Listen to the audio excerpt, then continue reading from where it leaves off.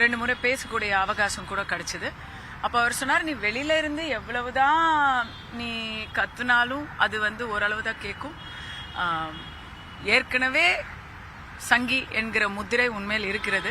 அதனால நீ அதை வந்து தைரியமா நீ வந்து இன்னும் கொஞ்சம் நல்லா செய்யலாம் அப்படிங்கறத அவர் சொன்னார்.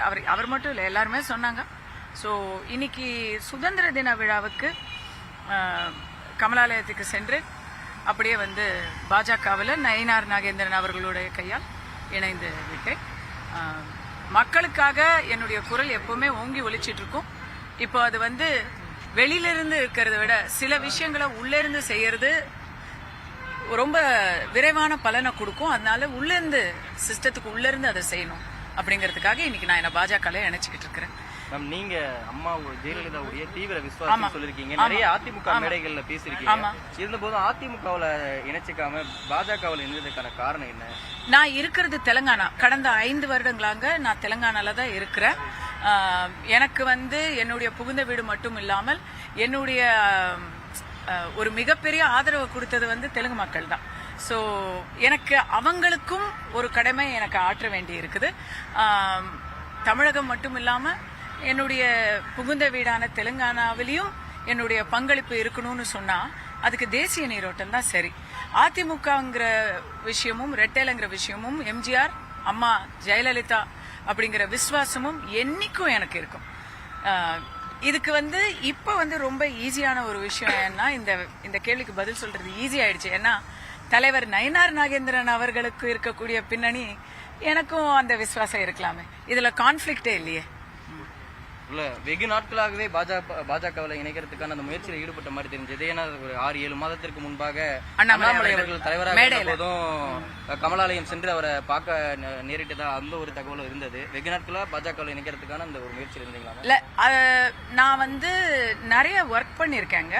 கட்சி சாராம போன பாராளுமன்ற தேர்தலில் நான் வந்து நிறைய ஒர்க் பண்ணியிருக்கேன். தமிழகத்தின் நலனுக்காக திரைமறைவில் சில விஷயங்கள் நான் ட்ரை பண்ணேன். அதை இப்ப சொல்றது வந்து சரியாவும் இருக்காது. பட் எனக்கு எல்லா கட்சியிலையும் குறிப்பாக ஏடிஎம்கே அண்ட் பிஜேபியில எனக்கு வந்து நல்ல ஒரு கம்ஃபர்ட் ஜோன் இருக்கு. ஓகேங்களா? அந்த ஒரு விஷயமா தான் நான் கமலாலயம் நான் வந்து ஜெயில இருந்து வெளியே வந்ததுக்கு அப்புறம் அவரை போய் பார்த்தேன். ஏன்னா எனக்கு அவர் லண்டன்ல இருந்த போது அவர் எனக்கு நிறைய சப்போர்ட் பண்ணாரு. அண்ணாமலை அவர்கள் இருக்கும் பொழுது நான் கட்சியில என்ன இணைக்கிறதுக்காக ஒரு முயற்சி கூட நடந்தது. அப்பெல்லாம் நான் கட்சிக்கே வரமாட்டேன், நான் கட்சி அரசியலே செய்ய மாட்டேன். எனக்கு வந்து ஒரு இயக்கம், பெண் உரிமை, சட்ட உரிமை இதுதான் என்னுடைய இலக்கு அப்படின்னு நினைச்சிட்டு இருந்தேன். பட் இன்னைக்கு கட்சி அரசியலுக்கு நான் வந்துட்டேங்கிறதுக்கு இன்னொரு ஒரு முக்கியமான காரணம் இருக்கு. எங்க போனாலும் நாம நியாயமான ஒரு கேள்விய தமிழக அரச பார்த்து கேட்டா உடனே திமுக ஈகோ சிஸ்டம்ல என்ன சங்கி, பாஜக, அண்ணாமலை அம்சாரா இப்படி பல கொச்சையான சொற்களை சொல்லி திட்டுறது வந்து சங்கிங்கிறது கொச்சையான சொல் கிடையாது. பட் விதவிதமா நம்மள வந்து அவங்க ஒரு அரசியல் சாயம் பூசி, தனி மனித அரசியல்வாதி சாயம் பூசி என்னை வந்து பேசிக்கிட்டு இருந்தாங்க. அப்போ ஒரு லெவலுக்கு மேல நமக்கு என்ன தோணுது, நம்ம நியாயமான ஒரு கேள்வி, தூய்மை பணியாளர்களோட நம்ம களத்துல போய் நின்றா உடனே நீ வந்து யார் அமிச்சு வந்தான்னு தெரியுது, நீ பாஜகவுக்கு தானே, நீ பாஜக தானே, நீ சங்கி தானே அப்படின்னு கேக்குறாங்க. அப்ப இன்னைக்கு தமிழ்நாட்டுல வந்து நியாயத்தை தட்டி கேட்கறதுக்கு பாஜகவா தான் இருக்கணும் அப்படின்னு எனக்கு டிஎம்கே காரங்க தான் கத்து கொடுத்துருக்காங்க. அவங்க சொல் பேச்சை எவ்வளவு நாள் தாங்க நாங்க மீற முடியும்? அதான் எனக்கு சேர்ந்துட்டேன். இல்ல, இது போன்ற விஷயங்களை தற்காத்துக் கொள்வதற்காக தான் அரசியல் கட்சியில இணைஞ்சிருக்கீங்க. இந்த கைது நடவடிக்கையாகட்டும், தொடர்ந்து இந்த அச்சுறுத்தல்கள், கேள்வி கேட்கறாங்க அப்படின்ற ஒரு தற்காப்புக்காக சார் கைது நடவடிக்கைக்கு வந்து எனக்கு வந்து சன் டிவில அறிக்கை விட்டதே வந்து ஒரு பாஜக தலைவர் தான். அவருக்கு அதுக்கப்புறம் புரிய வைக்கிறதுக்குள்ள போதுன்னு ஆயிடுச்சு. அதனால ஒன்னு சொல்றேன், ஒரு தரம் உள்ள போயாச்சுங்க, இதுக்கு மேல பயப்படுறதுக்கு எதுவுமே இல்லையங்க. அதுல சேவை, மக்கள் பணி இதுதான். வெளியில இருந்து தனியாளா செய்யறதுக்கும் பிரதமர் மோடி அவர்களுடைய பக்கபலம் இருக்கிறதுக்கும் வித்தியாசம் இல்லையாங்க. ஆபரேஷன் சிந்தூர் நடந்தப்போ நான் மோடியோட பக்தன்னு பப்ளிக்கா நான் ஸ்டேட்மெண்ட் கொடுத்திருக்கேன். அதுக்கப்புறம் இது என்னைக்காச்சும் ஒரு நாள் நடக்க வேண்டிய ஒரு விஷயம் தானே. ஓகே, இப்ப நீங்க என்ன வந்து ரொம்ப கோபமடைய செஞ்சது நடக்கிற விஷயங்கள், எந்த விஷயம் வந்து உங்களுக்கு ரொம்ப கோபமடைய செஞ்சது, இதனால நான் ஒரு அரசியல் கட்சியில இது செயல்பட்டாதான் சரியா இருக்கும்னு எந்த நிகழ்வு வச்சு இந்த முடிவு எடுத்திருந்தீங்க? நிறைய இப்போ ஒன்னொன்னா சொல்றதுக்கு வந்து இன்னைக்கு ஃபுல்லா நமக்கு நேரம் பத்தாது. ஆனா சமீபத்தில் ஜாதிய ரீதியான ஒரு ஆணவ கொலை தமிழகம் சந்திச்சது. அப்ப வந்து சமத்துவம், சமூக நீதி, ஆச்சா பூச்சான்னு பேசுறவங்க யாருமே வாயை திறக்கல. அதுலயும் ஆளும் கட்சியில ரொம்ப ஜாகிரதையா அதை கையாண்டாங்க.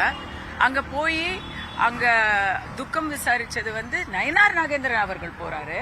ஆனா ஆளுங்கட்சியிலேருந்து இந்த நிமிஷம் வரைக்கும் எதுவும் வரல. நான் இன்னொன்னு சொல்றேன்,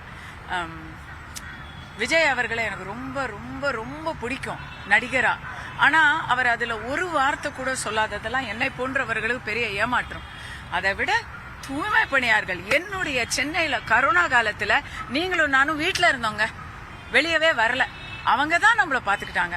அவங்க ஒரு நாள் கூட சாக்குப்போக்கு சொல்லல. அவங்க வந்து நியாயமான ஒரு கோரிக்கையை எடுத்து போராட்டம் பண்ணும் பொழுது இன்னைக்கு வந்து தேதி 15, 12ஆம் தேதி 13ஆம் தேதி இரவு நள்ளிரவுல போய் அப்படி அடிச்சு கூண்டுல ஏத்தி அவங்கள அப்புறப்படுத்தினாங்க பாருங்க. அன்னைக்குதாங்க நான் முடிவு பண்ணேன் நான் கட்சியில சேரணும்.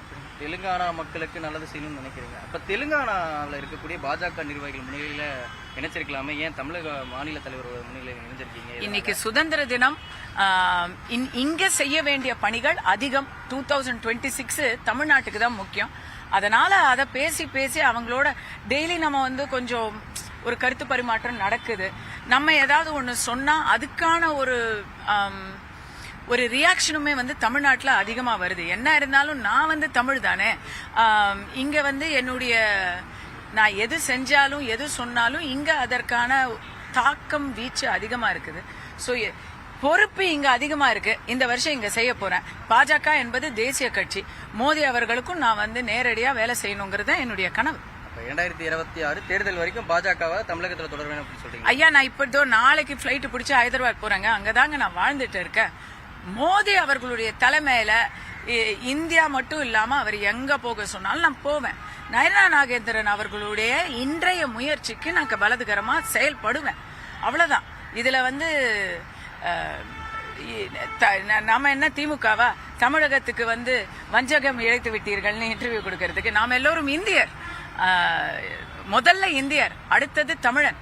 இந்த ரெண்டு என்னுடைய அடையாளம். அதுக்காக நான் பாடுபடுவேன். இன்றைய முடிவுகள் எது நாளை முடிவுகள் மாறலாம்னு சொல்றீங்களா மேம்? இல்ல எதுங்க? இப்ப இன்றையில இருந்து செயல்படுவேன்னு சொல்றீங்க. இன்னைக்கு நான் ஏற்கனவே செயல்பட்டுக்கிட்டு தான் இருக்கேன். இல்ல பாஜக கட்சி சார்ந்து செயல்படும். பாஜகவுல எனக்கு வந்து இன்னைக்கு செயல்படணும்னு தோணுது அப்படின்றீங்க, இன்றைய மனநிலை அப்படின்னு. அப்ப நாளைக்கு மனநிலை மாறலாம்னு சொல்றீங்களா மேம்? இல்ல நான் அப்படிலாம் எதுவுமே சொல்லல. உங்களுடைய ஆசையெல்லாம் என்கிட்ட கேள்வியா கேட்காதீங்க. நான் ஒரு பதவிக்கோ பொறுப்புக்கோ ஆசைப்படுற ஆளே கிடையாது. எனக்கு இந்த பதவி, கான்ட்ராக்ட், அப்படிலாம் எந்த விதமான அதிகாரம் இதெல்லாம் எதுவுமே எனக்கு தேவையில்லை. ஆசையில்லாத ஒரு அதிசய பிறவி நான் வந்து இத்தனை நாளா வெளியில இருந்து என்னுடைய குரலை கோசத்திக்கிட்டு தான் இருக்கிறேன். அந்த குரல் இதுக்கு மேல கொஞ்சம் இன்னும் கேட்க வேண்டியவங்களுக்கு கேட்கணும்னு சொன்னா ஏற்கனவே எனக்கு சப்போர்ட் பண்ணிக்கிட்டு இருக்கவங்க தான். நீங்க என்ன பாத்தீங்கன்னா கடந்த பல மாதங்களாகவே எனக்கு வந்து ரைட் விங் ஈகோ சிஸ்டம் நல்லா சப்போர்ட் பண்ணிக்கிட்டு இருக்கிறாங்க. நான் ஒரு சனாதனிங்க. என்னை எந்த கட்சியில சேர சொல்றீங்க? நான் சாமி கும்பிடுறவ, என்னுடைய இந்து மதத்துல பெருமை கொள்றவ, எம்மதமும் சம்மதம்ங்கிற கொள்கைப்படி வாழ்றவ, மதத்தின் பெயரால அரசியல் செய்யறத வெறுக்கிறவ. நான் எங்க போக முடியும்ன்றீங்க? உடனே இந்துத்துவா அவங்க தான் நீங்க கேப்பீங்க. ஆனா அவங்க அதை சொல்லல. அவங்க அப்படி சொல்றாங்க, நீங்க பூச்சாண்டி காமிச்சுக்கிட்டு இருக்காங்க. அதனால நான் வந்து இதெல்லாம் யோசிச்சு பார்த்து ஒரு இதுக்கு வரேன். நான் சொல்ற ஒவ்வொரு விஷயமும் நடுநிலைமையா தான் இருக்கு. அதுக்கு எனக்கு சப்போர்ட் எங்கேருந்து வருது, அதற்கான தாக்குதல் எங்கேருந்து வருது அப்படிங்கறத நான் பார்த்துட்டு தானே இருக்கேன். சோ அந்த ஈகோ சிஸ்டம்ல என்ன இணைச்சுக்கிட்டேன். அவ்வளவுதான். ஓகே.